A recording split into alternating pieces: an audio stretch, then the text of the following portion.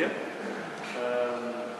In India, the subject of rural advisory services largely come under the purview of the state government, because we have the national government, under that you have states, what could be also called departments here, state government, who have a lot of autonomy, and this is a subject which is allocated to the state.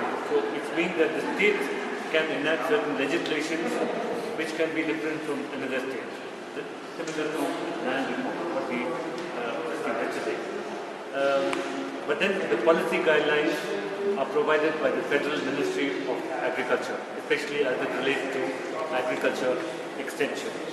And currently, the key organizations which are concerned with support to rural advisory services, the State Agriculture University, there are more than about 40 state agriculture universities, Commodity Board for specific commodities like rubber or paper or tea or coffee, Krishi Vigyan Kendra, these are basically district level knowledge centers, public funded. Agri-business companies, we will come to one example of an agri-business company which has succeeded in also upscaling a model. NGOs, civil society organizations and cooperatives also, maybe like in the case of milk cooperative, a very big way. Historically, in 1970s, we had something called training and visit system supported by the World Bank. It was popular for a while, but it had its own collapse. The reason it collapsed was that it was top down, it was flowing only one way, so it could not be sustained. And 1990s is a watershed, figuratively speaking, is a watershed in rural advisory services in India, because you have two major projects, national level, which were commissioned during this time, early 1990s. One is the Diversified Agriculture Support Project, also World Bank funded. National Agriculture Technology Project, also in some way World Bank involvement in that. These looked at both demand side of the advisory services as well as the supply side of advisory services. I will quickly take you to a framework that we have, because if we are going to have sustainable rural advisory services, you need to look at the demand side. That means participatory approaches, making the service provider more accountable, responsible, the farmer providing certain advices, indigenous knowledge coming into the fore. All that is the demand side. The supply side is making the institution, both public and private, more accountable. Like for example, you have reforms in the civil services, especially those organizations which are providing services, public-private partnership, outsourcing, etc. That comes under the supply side, and you have a meeting point of both the demand and the supply services, supply parts, and then you have the governance mechanism. This is basically a quick conceptual framework which should be applicable under all situations in most of the countries.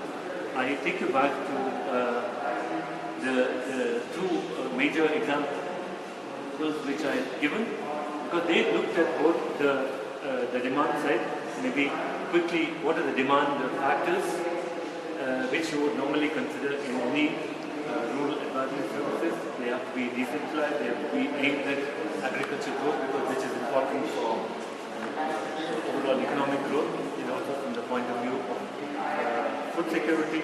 Needs to be demand driven, has to be context specific, you need to have greater accountability. All that comes under the demand side factors.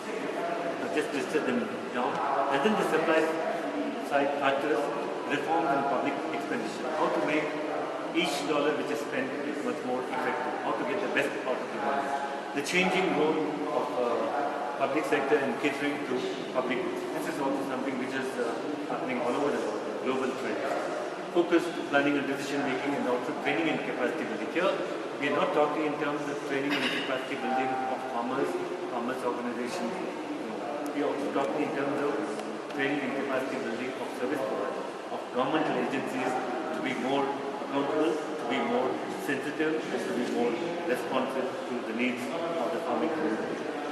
And these two, kind of public sector projects have made a lot of difference to the way in which extension services are provided.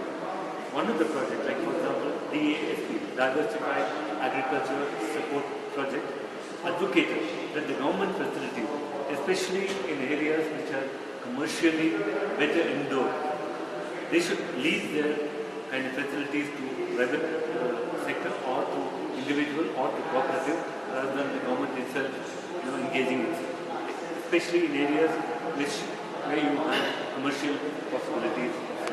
This is on the one hand. I will not go into the details of the public sector services which also have followed the trends in other countries, especially in emerging countries. I would like to present you an example of how multinational has in the last over 10 years, last maybe 5 to 7 years or so, has developed a good model which has now got replicated in 30,000 villages. And that's a big number by any standards, because India has something like 600,000 villages. 30,000 villages, this is up and functioning. I would like to first present you the transaction which normally happen in a traditional way. You have at the village the farmer, kind of selling certain things and also buying certain things, buying inputs for farming, seeds, fertilizers, pesticides, and also the consumer goods. Because we are not looking at the agriculture side, the farmer would also like to buy shampoo, toothpaste, tooth powder, all those consumer items. That's one. And you have a market in the town where the transaction takes place. The farmer, he or she has to take the product to the market and then sell it based upon the price that is being offered and also the quality that is being offered.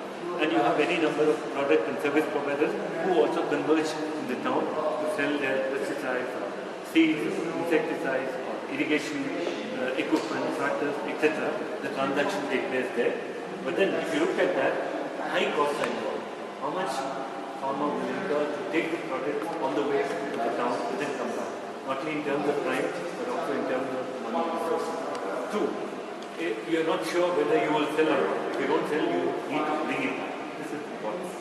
So, and also there is the information asymmetry, because everyone is not at the same level of information. The farmer wouldn't know to take it to X or Y not. So this is the information asymmetry. And then if you are looking at from the consumer point of view, it's a high prices. You're not sure about the quality because there is no quality differentiation being done. And then the information is somehow asymmetry. But